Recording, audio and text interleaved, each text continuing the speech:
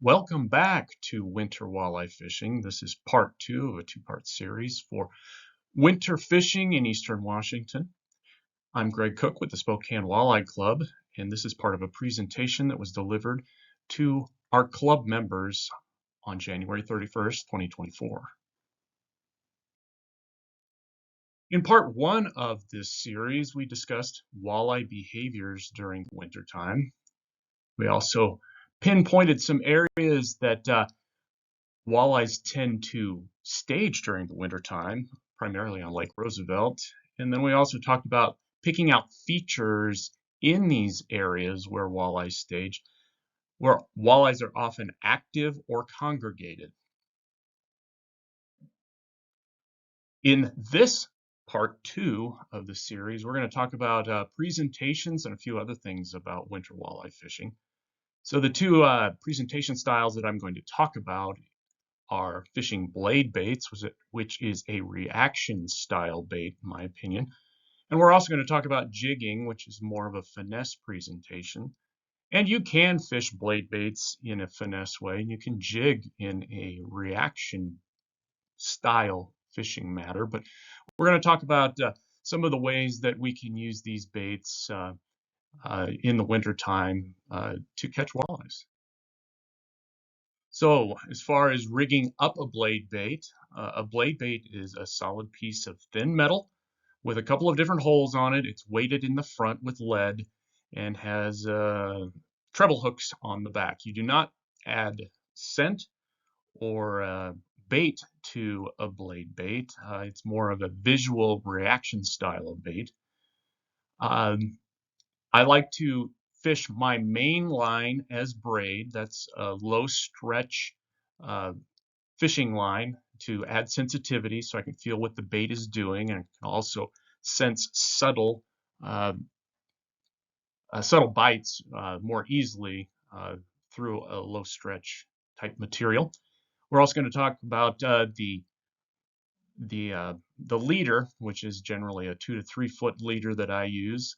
I will oftentimes use monofilament. It's got a little more stretch to it. It can be forgiving and help keep bigger fish pinned to the hooks.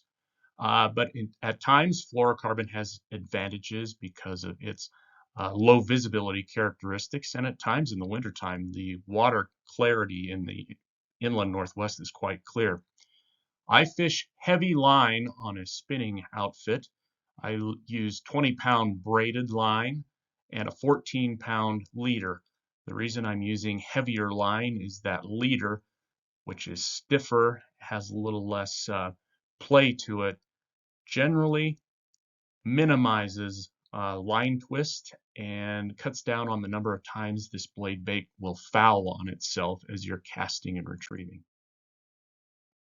A little bit more about the terminal tackle that I use when I'm blade bait fishing. I use an inline swivel to attach the two materials together. I'm using a Palomar hook to attach the main braid to the swivel.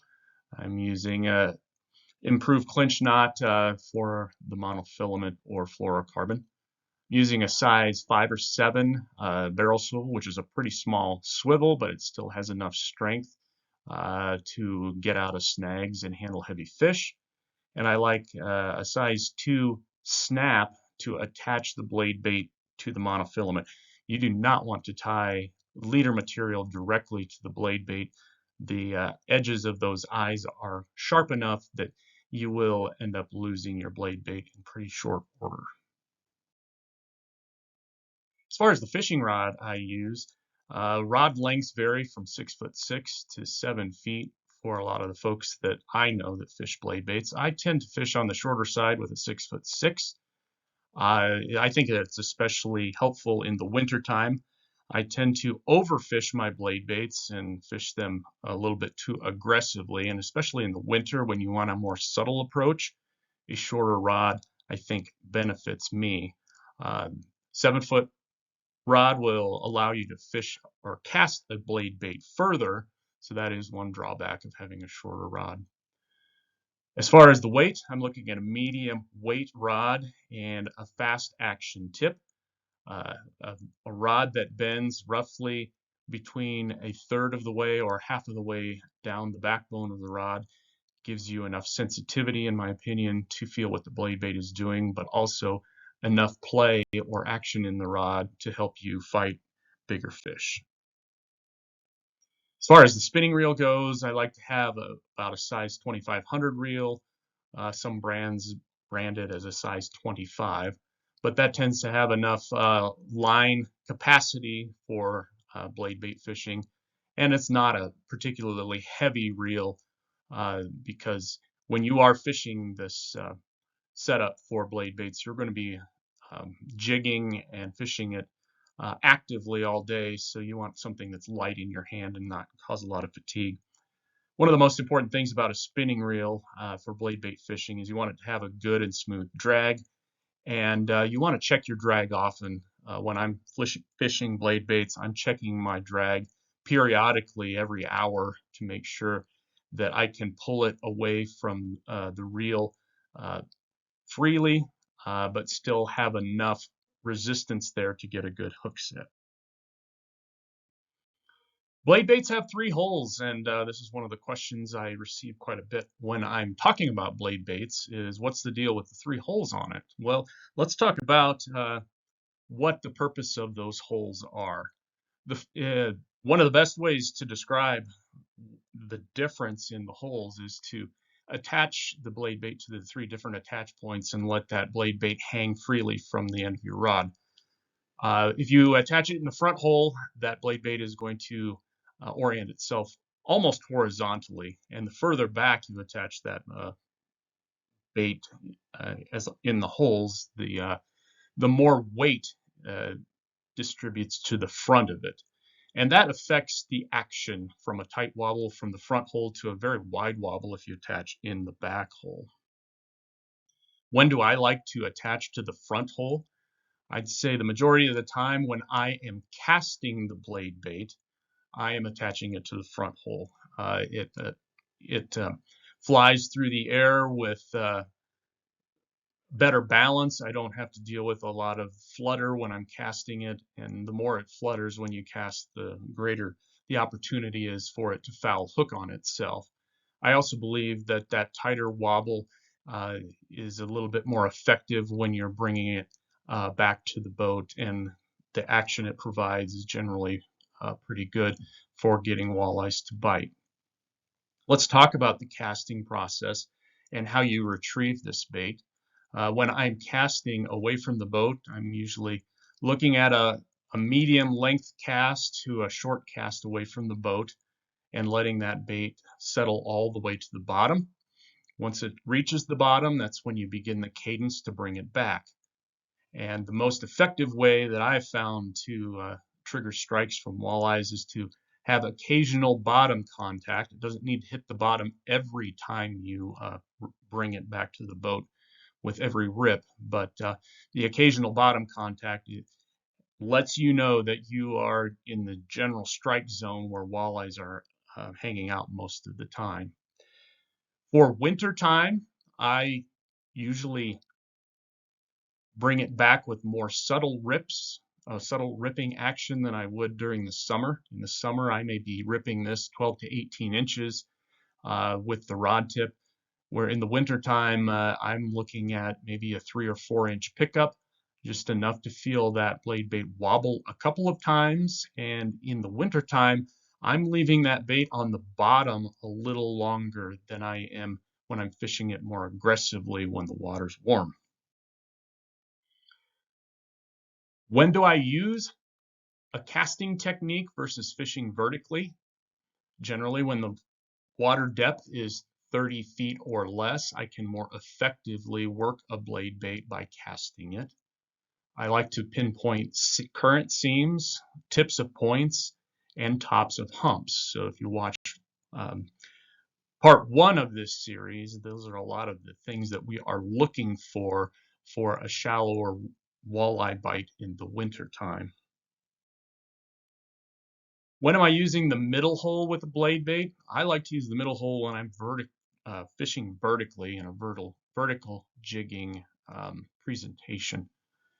And a lot of times when I'm Jigging vertically, I'm working a steep edge or a steeper break, or when the weather is providing me a lot of wind or I'm dealing with a lot of current and I need to really concentrate on boat control, then vertically jigging can take some of the other wild cards out of boat control when you're standing there and trying to cast out from the boat.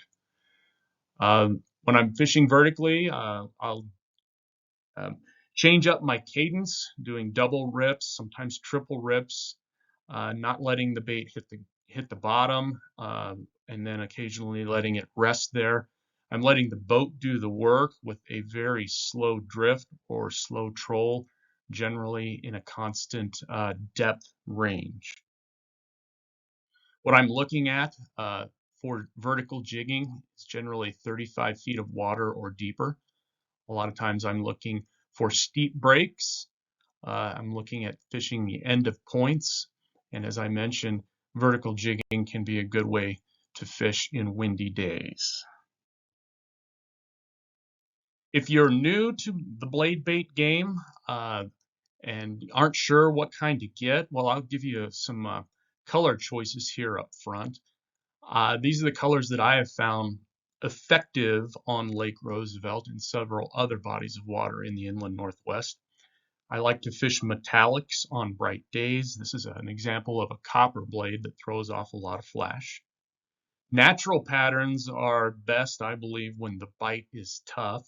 So this sculpin pattern has a lot of natural colors and kind of can imitate natural forage. And a natural pattern is usually best when you're fishing slowly. And to go on the other end of the spectrum, I like to have some high contrast colors like this graffiti minnow uh, when the water is stained or when I'm fishing deep. The visibility of the dark stripes on the bright background can help call fish in and help them target bait when they may have visibility restrictions. These baits are all offered by Fisherman's Foundry, and I have the link here. My friend Travis, I fish with him quite often, and he makes a quality product and does a lot of great paint work on these baits. As far as weights, I have a lot of 5/8 and 3/4 ounce blade baits in my tackle box, and I also have a couple half ouncers that can be effective in shallower water or when you're looking to have a slower flutter with the bait. That lighter weight to it will help keep that bait moving and up off the bottom a little longer. So give those weights a try and get some colors that are similar to these.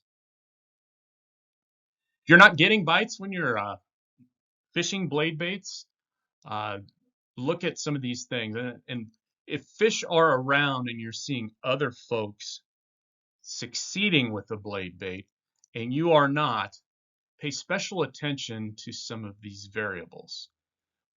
I think first off, if you're not getting bites, you need to seriously consider what you're doing with your cadence. Are you bringing that bait up too high in the water column? Are you even on the bottom? Change your speed, how often you're ripping it. That can be a big variable in getting fish to engage and bite with your lure. The leader material can make a big difference. If the water has a high visibility characteristic, uh, maybe you need to switch from monofilament to fluorocarbon, or maybe vice versa. Maybe you need to change the weight of your leader. Maybe a 10-pound leader is too much and you're not getting the right flutter or action. Maybe you need to downsize to something like a 6-pound weight for your leader. Look at changing your blade bait size. Maybe that 3/4 ounce blade bait is too heavy. It's not fluttering correctly, or it's coming down to the bottom with too much of a thump and scaring those fish away. Um, and check out the hole that you have the blade bait attached to. Maybe move that snap to a different hole, attachment hole, and that can affect the way the action of your blade bait, how it behaves. If you want to learn more about blade baits, this channel here from the Spokane Walleye Club has another two-part series on blade bait fishing that we put together 3 or 4 years ago. I think it was 2021. And it goes into a lot more specifics about how to fish these very effective baits. All right, let's talk about jigging techniques to go along with blade bait fishing. Uh, we'll also talk about vertical jigging and casting jigs. If you're looking to go shopping for jigs, I recommend getting a variety of different sizes from a 1/4 ounce to a 1/2 ounce. Get a variety of colors from white to green to orange and all of those in between. I like fishing a style that's similar to this VMC Neon Moon Eye jig. It's more of an aspirin style profile that can perform very well, not only in the wintertime, but if you're fishing in current, it tends to cut through current very effectively. You can jig fish with simply a jig head tipped with a night crawler. I know a lot of folks do that in the wintertime. That subtle approach with nothing but natural live bait on the hook can be very effective. Other things that you can tip or dress your jig with are 3 to 4 inch grubs, twirly tail grubs in a variety of colors. I also am a big fan of paddle tails. They have a little bit more subtle action than a curly tail grub, and that little thump of that paddle tail can be very effective. And during the winter time, a lot of good winter walleye anglers are throwing jig or hair jigs out there tipped with night crawlers. And you want to experiment with tipping any of these presentations with a little bit of night crawler or using some kind of scent. That can be beneficial at times as well. The, the gear that I'm using is a spinning rod and spinning reel. The rod length that I like for jigging is similar to the blade bait rod.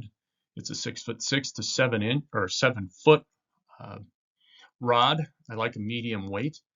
I like an extra fast or fast rod action, and that means that there's very little bend and high sensitivity to these rods. The bite that you receive, jig fishing for walleye can be very subtle, a little more than just a little thump, or you can feel a little bit of resistance briefly while the fish puts that jig in its mouth before it spits it out. I like to fish with lighter line jigging than I do blade bait fishing.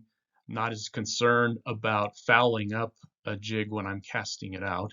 So I'm using 8-pound braid for my main line. I like Suffix 832, and I've occasionally fished some Berkeley Nanofill as well. These are low stretch lines and very sensitive. I use a uni to uni knot, and I'm typically fishing 6-pound monofilament or fluorocarbon.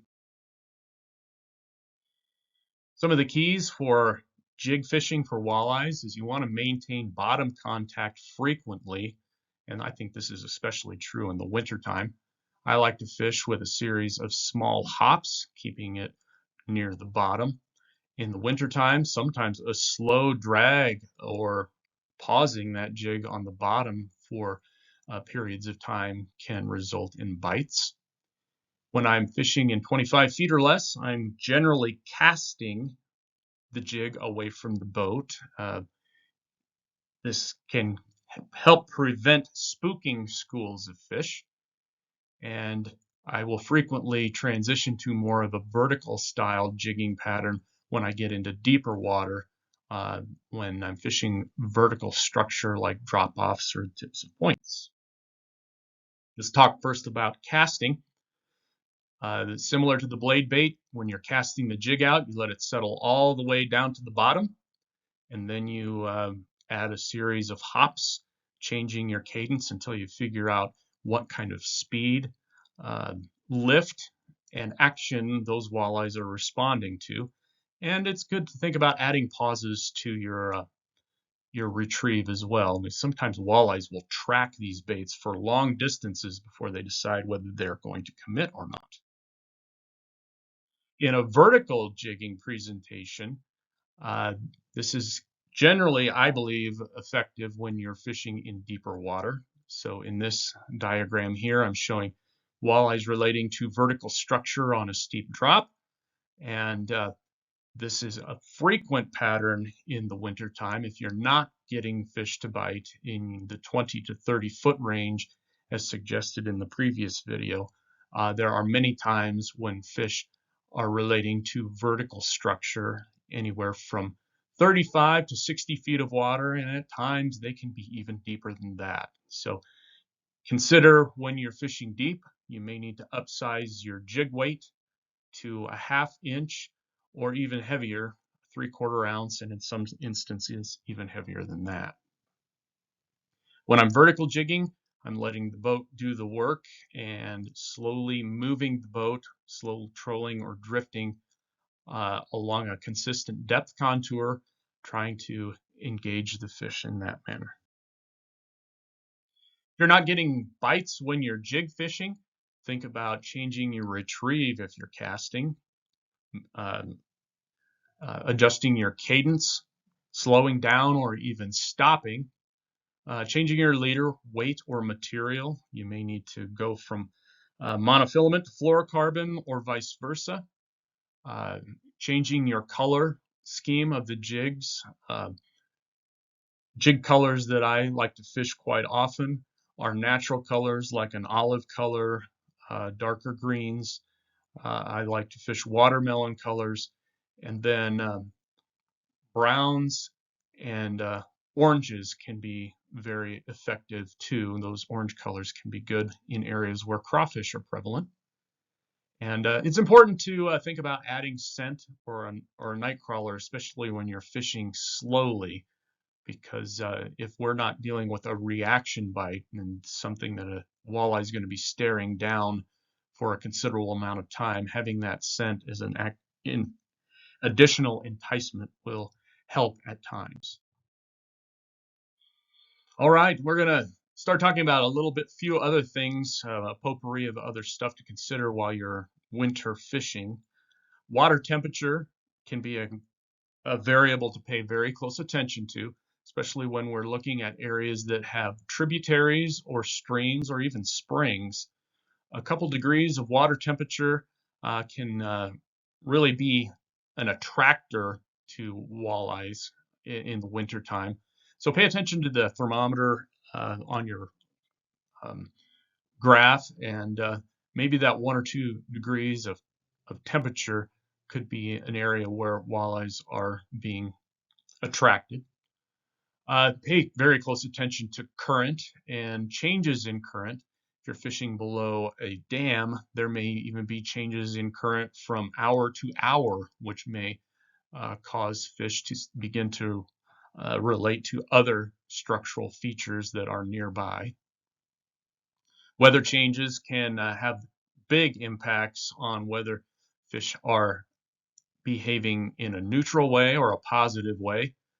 And water clarity can be a big thing too. If you're fishing in an area that is clear 1 week and runoff causes the water to be muddy the next week, that could have significant bearing on the depth of water you're fishing and also whether the fish have moved into areas that they find more appealing at the time.